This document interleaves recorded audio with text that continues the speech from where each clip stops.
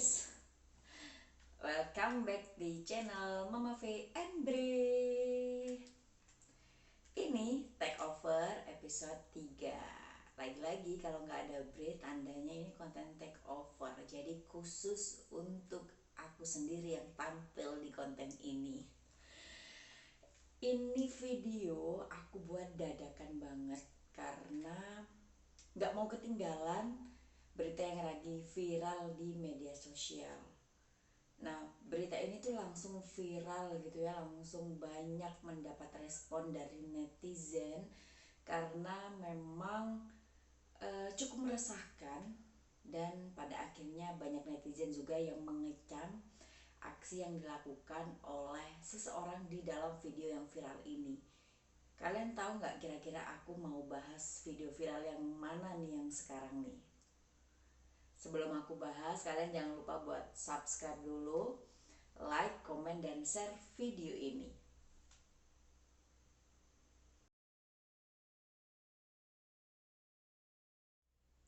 Nah, video yang viral kali ini itu masih hangat banget, masih anget-anget tai kucing. Makanya aku buru-buru nih tadi setelah dapat beritanya, terus aku langsung baca-baca, aku korek-korek, aku cari tahu. Pingin banget segera aku bikin konten, karena kalau misalkan dikaitin ini banyak banget pelajaran yang bisa kita ambil dari viralnya video ini. Jadi video viral yang ingin aku bahas ini terkait pemuka agama yang lagi viral videonya karena dia meminta anak kecil, anak laki-laki, bocah laki-laki untuk mencium dan menjilat lidahnya, menghisap lidahnya. Ini pemuka agama loh ya, minta diperlakukan seperti itu. Akhirnya videonya viral dan ini mendapat banyak kecaman dari netizen yang menganggap apa yang dilakukan oleh pemuka agama ini itu adalah perilaku yang tidak pantas dilakukan gitu oleh seorang pemuka agama.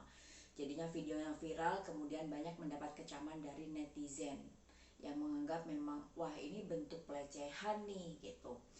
Ya meski di berita terakhir aku dapat informasi gitu ya, aku baca-baca si pemuka agama ini udah meminta maaf dengan membuat klarifikasi juga terhadap keluarga si anak yang jadi korban ini gitu. Tapi kan ini videonya pada akhirnya rame juga karena masyarakat sudah pintar gitu untuk menilai kalau apa yang dilakukan oleh pemuka agama ini adalah bentuk pelecehan seksual gitu. Makanya ini terus jadi salah satu bahan yang menarik untuk kita kulik di video kali ini. Ya, yang ingin aku kulik ini bukan terkait apa yang dilakukan oleh si pemuka agama. Enggak, karena aku tahu nyatanya selama ini memang banyak sekali pelaku-pelaku kekerasan seksual, pelecehan, pencabulan gitu ya, dilakukan oleh pemuka agama, dan rata-rata mereka melakukan itu dalam bentuk mengatasnamakan Tuhan gitu. Ini di beberapa tahun terakhir rasanya jadi tren gitu loh. Kalau kita baca berita, coba deh teman-teman buka googling gitu kan, kekerasan seksual yang dilakukan oleh pemuka agama, dan itu rasanya keluar banyak sekali. Di 3 tahun terakhir aja itu banyak yang terjadi di Tangerang, terus kemudian di daerah Jawa Timur ada di Tulung Agung gitu kan. Bahkan yang kemarin juga sempat ramai dilakukan oleh pemuka agama itu di Kabupaten Jember gitu. Nah, selain banyak pemberitaan terkait kasus viral ini, juga kemarin ada film dokumenter yang ditayangkan oleh Netflix, dan di film dokumenter itu juga menayangkan terkait kasus-kasus kekerasan seksual, pelecehan seksual gitu yang dilakukan oleh lagi-lagi pemuka agama nih, dan itu dijadikan film dokumenter yang viral juga pada akhirnya dan menarik untuk dibahas gitu. Kenapa sih rata-rata kok pelakunya pemuka agama gitu ya, orang yang selama ini banyak nih orang-orang dijadikan panutan, dijadikan contoh, tapi justru jadi pelaku kekerasan seksual, dan ini sangat menarik gitu untuk dikulik. Tapi lagi-lagi aku tekankan, aku tidak akan membahas terkait hal itu karena memang faktanya itu banyak gitu kalau misalkan kita cari. Aku lebih ingin membahas terkait dari video ini kita bisa belajar gitu loh, kalau pendidikan seksual perlu diajarkan untuk anak-anak sejak dini. Jadi pendidikan seksual untuk anak usia dini itu penting banget. Nah, ini poin yang pingin aku bahas di video kali ini terkait video viral yang lagi rame ini. Kayak yang aku sampaikan barusan, kalau di viralnya video terkait pemuka agama yang melakukan pelecehan ini, aku nggak mau bahas terkait pemuka agamanya atau apa yang dilakukan, tapi lebih ke yuk mulai sekarang kita sadar gitu bahwa pendidikan seksual perlu diajarkan untuk anak-anak sejak usia dini.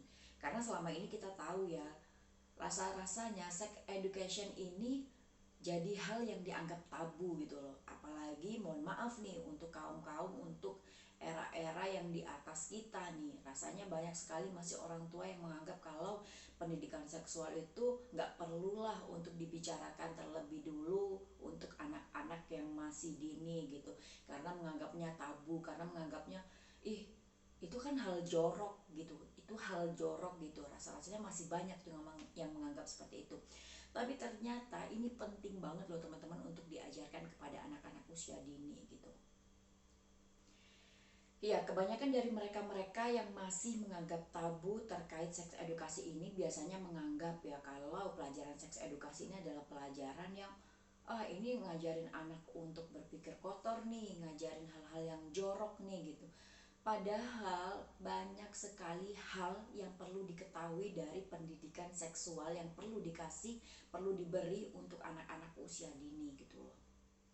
Terkadang mereka banyak yang menganggap kalau anak-anak mah nggak usah diajarin itu dulu, nantinya mereka bisa kok belajar sesuai dengan usianya, pasti kenal sendiri. Nah, ini justru jadi bahaya nih buat orang-orang yang nggak tahu nih. Mereka yang tidak tahu akan jadi penasaran dan mencari tahu sendiri gitu. Padahal yang perlu kita ketahui adalah kita perlu untuk memberitahu, perlu untuk mengedukasi gitu, agar mereka itu belajar, dan dari belajar itu mereka jadi tahu dan tidak melakukan hal-hal yang seharusnya tidak terjadi gitu. Makanya dilakukannya dengan apa? Dengan memberikan pendidikan seksual sejak dini. Ya terus terang aku kadang masih juga mikir sih, mereka-mereka ini yang masih menganggap tabu pendidikan seksual ini rasa-rasanya justru yang perlu untuk dirubah terlebih dahulu gitu, sebelum kita sendiri fokus ke anak untuk memberikan pendidikan seksual. Karena nyatanya memang masih banyak loh mereka-mereka yang sudah menjadi orang tua justru tidak paham tentang pendidikan seksual, sehingga makanya mereka tidak mampu untuk memberikan edukasi kepada anak-anak mereka tentang pendidikan seksual. Nah ini nih yang mindset terkait pendidikan seksual itu jorok, pendidikan seksual itu kotor, itu tuh yang perlu diubah terlebih dahulu. Karena kenapa? Karena menurut aku dengan kita memberi bekal kepada anak-anak kita tentang pendidikan seksual, itu tandanya kita sudah memberikan pengetahuan, itu tandanya kita sudah mengantisipasi, memberikan mereka pengetahuan untuk bisa mengantisipasi dirinya sendiri dulu agar tidak menjadi korban pelecehan maupun kekerasan seksual gitu. Apalagi kan banyak sekali yang menjadi korban itu anak-anak gitu. Jadi makanya menurut aku penting sekali untuk memberikan edukasi pendidikan seksual kepada anak-anak usia dini gitu. Terlebih ketika kita menjadi orang tua yang lahir di era-era Gen milenial dan Gen Z, harusnya nih kita udah bisa merubah mindset terkait pendidikan seksual itu yang dianggap tabu udah menjadi hal yang harus dan penting untuk dibicarakan. Itu sih menurut aku. Dan kenapa penting juga kita sebagai orang tua itu untuk bisa membekali anak terkait pendidikan seksual, menurut aku ya, dengan membekali pendidikan seksual sejak dini, itu tandanya kita juga sudah membekali anak-anak kita untuk belajar terkait batasan-batasan norma, agar mereka itu tahu gitu loh, agar mereka itu tahu batasan-batasannya untuk tidak melakukan hal-hal yang selama ini itu justru banyak dilakukan oleh anak-anak, atau justru kita sudah menghindarkan anak kita dari resiko-resiko terkait pelecehan dan kekerasan seksual itu sendiri tuh. Ya, hujan pasti akan berisik sih kalau hujan. Ya udah nggak apa-apa ya. Ya memang nggak bisa dipungkiri gitu loh teman-teman, kalau pemikiran lama gitu kan, paham kita yang masih ketimuran ini gitu kan, itu masih selalu menganggap hal-hal yang berbau seksual itu sesuatu yang jorok gitu. sesuatu yang tabu untuk dibicarakan. Dan itu memang ya itu menjadi sesuatu hal yang tidak bisa dipungkiri gitu kan, apalagi sudah ditanamkan sejak kecil ya, kita yang hidup di ya dengan dengan adat ketimuran gitulah, selalu menganggap hal-hal yang berbau seksual itu jorok dan kotor, padahal tidak semua gitu loh, padahal banyak sekali gitu manfaat, banyak sekali ilmu yang bisa kita kulik kalau kita belajar terkait pendidikan seksual sejak dini, yang ini memang penting untuk dibicarakan pada akhirnya gitu. Kadang juga masih heran kalau di zaman yang sudah canggih seperti saat ini ya, yang sudah modern, semuanya serba digital gitu, kadang masih heran aja kalau misalkan juga masih ada orang tua yang sering kali nih untuk bisa memperkenalkan anggota tubuh kepada anaknya, terutama mengenalkan alat kelaminnya aja mereka masih pakai istilah-istilah yang tidak semestinya gitu. Kadang kan heran gitu, kenapa sih kalau misalkan mata, hidung, mulut bisa disebutkan dengan sesuai namanya, tapi kalau alat kelamin tidak gitu. Terutama biasanya ya anak laki-laki diajarkan untuk mengenalkan alat kelaminnya dengan sebutan burung gitu kan. Burung lah, atau apa ya, biasanya ada buto lah, atau ya titit lah, atau apalah, tidak sesuai dengan namanya gitu. Padahal yang perlu diketahui anak-anak gitu, untuk bisa, salah satu cara yang paling simpel aja untuk bisa mengajarkan anak-anak pendidikan seksual itu ya dengan mengenalkan anggota tubuh sesuai dengan namanya gitu. Jadi kalau misalkan laki-laki punya penis, ya udah sebutkan aja namanya penis. Kalau perempuan alas kelaminnya vagina, ya udah sebutkan aja vagina. Dan itu normal gitu loh. Dan itu memang sesuai dengan namanya. Justru salah kalau kita mengenalkan ke anak-anak kita alat kelaminnya dengan nama yang tidak semestinya gitu. Dengan berpikir ya udahlah, entar kalau gede dia bakal tahu sendiri kok namanya gitu. Kenapa sih harus nunggu besar gitu kan, kalau misal bisa diajarkan sejak kecil gitu. Karena itu juga sebagai salah satu bentuk untuk mengenali anggota tubuh pada diri sendiri gitu. Dan ini salah satu contoh simpel yang seringkali kita temukan di sekitar kita gitu ya. Betapa susahnya untuk mengajarkan pendidikan seksual kepada anak-anak usia dini. Sebenarnya kalau misalkan kita mau ngulik gitu ya, kalau kita mau mempelajari, banyak sekali cara yang bisa kita lakukan untuk memberikan pendidikan seksual kepada anak gitu sejak dini gitu kan. Kalau selama ini kita masih menganggap tabu, buang dulu deh, singkirin dulu tuh, buang jauh-jauh pemikiran kalau pendidikan seksual itu kotor dan jorok. Kita ambil dulu deh manfaatnya yang paling banyak gitu kan. Ternyata manfaatnya lebih banyak memang daripada sekedar kita berpikir kalau pendidikan seksual itu kotor gitu kan. Nah, banyak cara yang bisa kita lakukan kalau misalkan kita ingin memberikan pendidikan seksual terhadap anak gitu ya. Ya lagi-lagi pendidikan seksual yang kita berikan kepada anak sejak dini ini sebenarnya menjadi bekal nih untuk mereka agar bisa mengantisipasi dirinya sendiri menjadi korban pelecehan seksual gitu. Aku berdasarkan pengalaman beberapa kali nih sempat ditanya oleh teman-teman nih, gimana sih mbak caranya untuk bisa ngajarin, gimana sih mbak. Aku memang bukan praktisi gitu loh, aku memang bukan orang yang apa ya, yang terjun ke dunia parenting, tapi aku suka banget belajar tentang parenting. Beberapa kali aku ikut kelas seminar tentang parenting. Untuk apa? Selain untuk aku sendiri ilmunya, aku seringkali juga pingin gitu loh membagikan kepada teman-teman ilmu yang sudah aku dapat ini gitu. Nggak peduli sih ilmu ini bakal teman-teman terima atau enggak, tapi buat aku penting untuk aku membagikan ilmu yang harus diketahui oleh semua orang tua menurut aku gitu. Nanti aku bakal share deh beberapa chat dari temen yang tanya terkait parenting gitu ya. Nanti aku cantumin di video ini pertanyaan-pertanyaan itu gitu.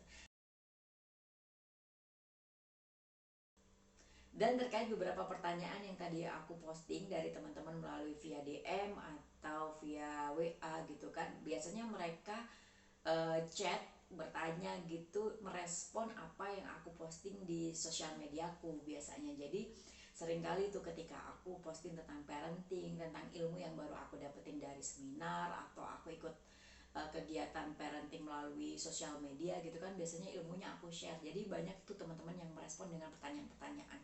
Jadi kalau aku tuh ada beberapa cara sih, ini versi aku ya, ini menurut aku dan aku rangkum rangkum dari beberapa ilmu yang aku dapetin. Ada banyak cara, dan ada banyak cara yang bisa kita terapkan untuk bisa mengajarkan anak pendidikan seksual secara dini gitu loh. Caranya kita mulai aja dengan hal-hal yang simpel. Mungkin yang pertama nih, kita bisa dengan mengenalkan itu tadi, mengenalkan anggota tubuh kepada anak kita dengan menyebutkan sesuai dengan nama yang sebenarnya. Jadi kalau lagi-lagi kalau kalian bisa menyebutkan mata, hidung, mulut, telinga sesuai namanya, harusnya kita sebagai orang tua juga bisa mengenalkan anggota lain di tubuh anak, terutama alat kelaminnya sesuai dengan namanya. Sebutkan aja, kalau misalkan laki-laki ya sebut dengan penis, kalau perempuan sebut dengan vagina. Nah, ini hal simpel yang harus kita lakukan yang pertama gitu. Agar apa? Agar sejak dini anak udah mulai kenal dan tidak asing dengan sebutan nama-nama anggota tubuh mereka gitu. Karena kalau kita sudah membuat asing, membuat nama-nama itu terdengar asing di telinga anak kita, buat apa gitu loh? Harus nunggu sampai besar biar dia cari tahu sendiri, dan itu buat apa gitu. Kita harus mengenalkan itu sejak dini dan itu penting. Nah, itu yang pertama sih. Kenalin aja anggota tubuh berdasarkan namanya. Jangan pernah lagi menganggap hal itu kotor, hal itu sesuatu yang jorok gitu. Karena memang itu normal menyebutkan anggota tubuh sesuai dengan namanya. Nah, selain mengenalkan anggota tubuh sesuai namanya itu, aku juga membiasakan Bre, aku juga ngajarin, ngedukasi anakku Bre, yang masih 4 tahun nih, untuk bisa mengenal perbedaan antara laki-laki dan perempuan gitu. Jadi aku kenalkan ke dia kalau laki-laki itu kayak gini Bre, kalau perempuan kayak gini. Jadi makanya di usianya yang 4 tahun Bre itu udah mulai banyak pertanyaan kan. Seringkali dia tanya gitu, "Ma, kok payudaranya perempuan nih punya susu yang besar ya, tapi kok laki-laki enggak?" Gitu. Dia mulai timbul pertanyaan-pertanyaan yang kepo tentang tubuh laki-laki dan perempuan, karena dia melihat kalau laki-laki seperti aku, tapi kalau perempuan seperti mamaku kok beda ya gitu. Dan itu penting sih menurut aku untuk bisa kita kenalkan perbedaan antara laki-laki dan perempuan. Bahkan ketika aku sedang mens gitu kan, aku biasanya ngasih tahu ke Bre, mama sedang sakit perut, mama sedang mengalami menstruasi, dan menstruasi itu biasanya terjadi pada jenis kelamin perempuan, kayak gitu. Dan dia udah mulai paham. Jadi setiap bulan kalau misalkan aku bilang, Bre, mama sedang nyeri perut, mama sedang menstruasi, keluar darah, itu dia udah tahu, oh tandanya mamaku sedang keluar darah nih dari vaginanya gitu. Jadi dia udah mulai tahu nih perbedaan, oh yang ini laki-laki, yang ini perempuan gitu. Nah, itu sih yang pertama, mengenalkan anggota tubuh sesuai dengan namanya, kemudian membedakan laki-laki dan perempuan. Nah, yang kedua, setelah kita mengenalkan anggota tubuh sesuai nama dan mengajarkan perbedaan antara laki-laki dan perempuan, kalau aku ya, ini lagi-lagi versi aku gitu, aku mengajarkan juga ke anakku terkait area di tubuhnya, batasan-batasan di tubuhnya yang tidak boleh disentuh, tidak boleh dipegang oleh orang lain gitu. Jadi aku ngajarin tuh ke Bre, kalau misalkan Bre tidak boleh nih area alat kelaminnya dipegang oleh orang lain, kecuali mama, kecuali wawa, kecuali neneknya atau tantenya yang waktu itu memandikan atau menceboki gitu kan. Aku selalu ingetin ke Bre itu gitu. Bahkan aku ada video juga waktu Bre masih kecil gitu kan, dia diisengin oleh omnya nih, pura-pura mau dipegang nih, mau dipegang penisnya gitu kan. Tapi tiba-tiba dia tahu dong, dia marah, dia kesal, omnya dilempar bantal sama dia, terus dia lapor ke aku. Nah ini nih, jadi kalau buat aku ya, kedekatan dengan kita memberikan edukasi itu tidak hanya ilmunya yang bisa diserap sama anak, tapi emosional kita gitu loh. Sebagai orang tua ke anak itu juga akan timbul.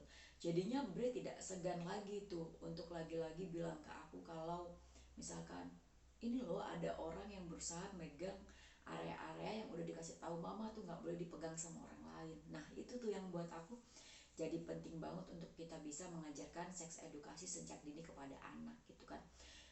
Terus juga ini bisa mengajarkan anak untuk mempunyai rasa malu gitu. Jadi kalau misalkan kita udah kasih tahu Bre, area-area ini itu tidak boleh dipegang oleh orang lain kecuali orang-orang terdekat, dan ini tidak boleh loh sembarangan dilihat sama orang lain. Jadi dengan kayak gitu dia jadi tahu tuh ada hal-hal yang bikin dia malu kalau sampai ini dilihat orang lain.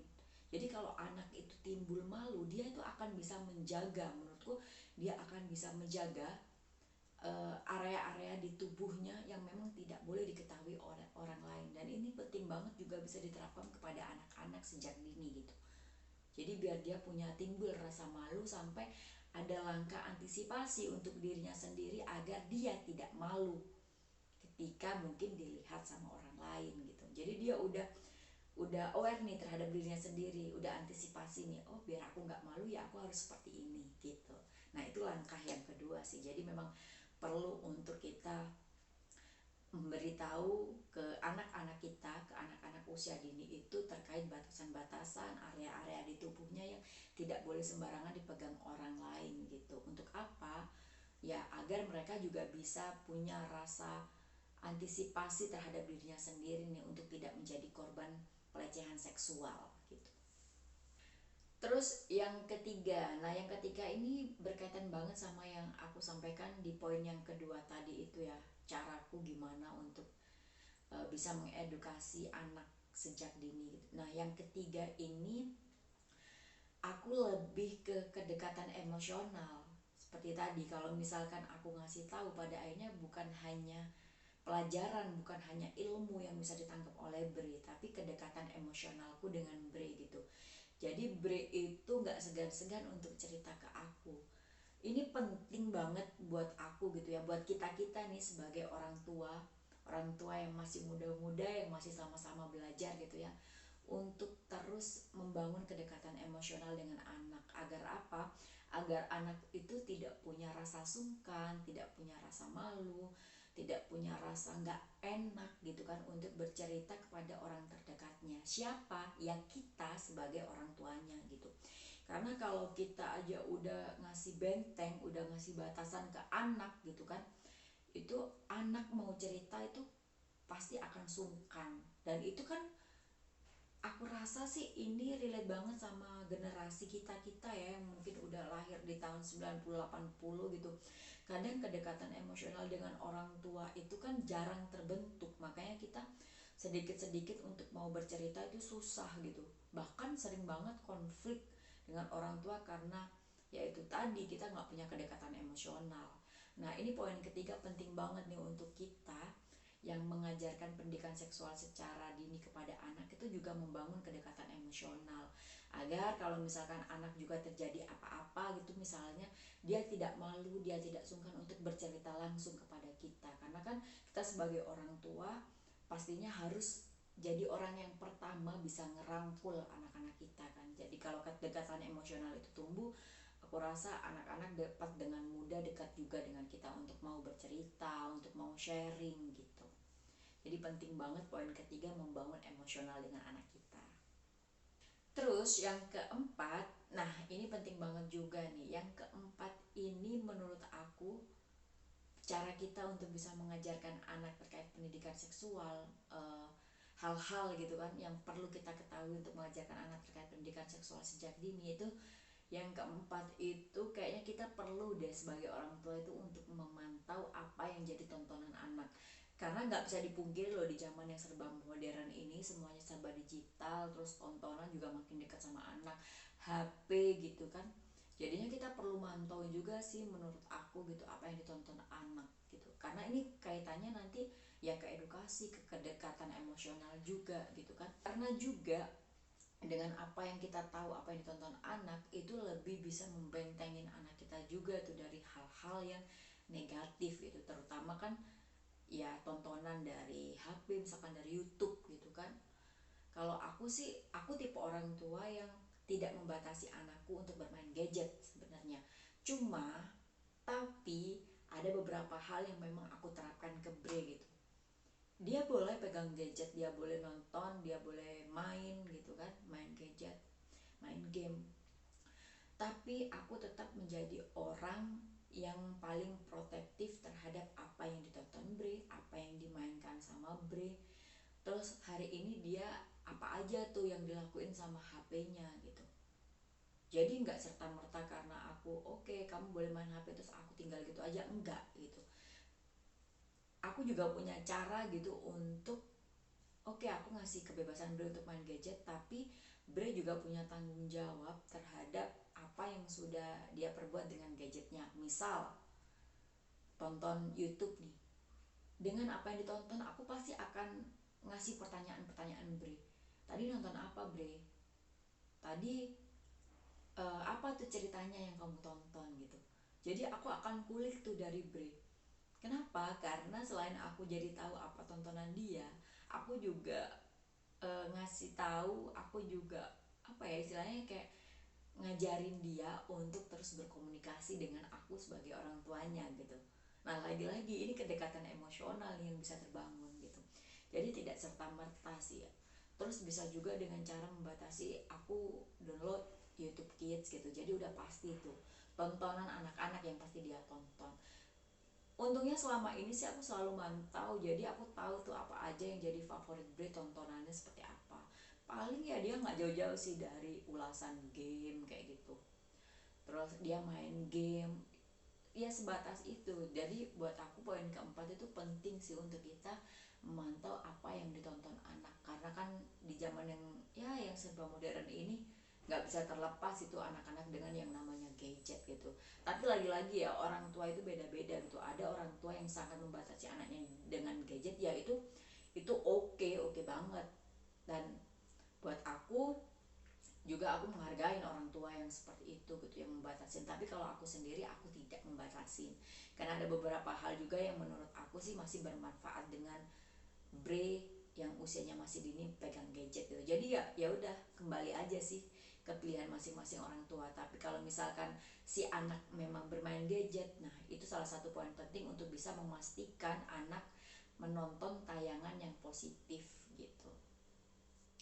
Terus apa lagi ya, aku rasa itu aja sih sebenarnya yang pengen aku sampaikan gitu terkait pendidikan seksual untuk anak usia dini. Dan ini penting banget untuk aku bahas di video kali ini karena relate sih sama video yang lagi viral gitu kan, apalagi korbannya anak-anak. Ya kita tahu lah ya, selama ini yang menjadi korban kekerasan itu banyak banget anak-anak gitu. Makanya buat aku penting banget untuk kita sebagai orang tua nih, apalagi aku yang masih orang tua yang masih baru gitu, yang masih harus banyak belajar untuk bisa terus belajar terkait pendidikan anak usia dini. Untuk apa? Lagi-lagi ya untuk itu tadi, untuk membekali anak-anak kita agar mereka itu punya norma-norma, agar mereka itu tahu terhadap norma-norma batasan, terus mereka tidak menjadi korban kekerasan seksual atau pelecehan seksual gitu, karena mereka sudah kita bekali sejak dini. Sebenarnya tujuannya itu sih teman-teman. Makanya di sini aku, di video ini aku sharing untuk kalau cara-caraku sesuai biasanya teman-teman tanya ke aku. Nah di video ini aku sharing terkait hal itu gitu. Atau mungkin dari teman-teman sendiri ada juga tuh cara memberikan pendidikan seksual sejak dini dengan cara-cara yang lain, bisa banget loh di share, bisa banget nanti di share di kolom komentar, dan ini nanti aku bisa share ke teman-teman yang lain untuk bisa kita saling tahu dan saling belajar gitu sih ya. Gitu aja deh yang aku bahas di video kali ini gitu kan, terkait video yang lagi viral itu ya.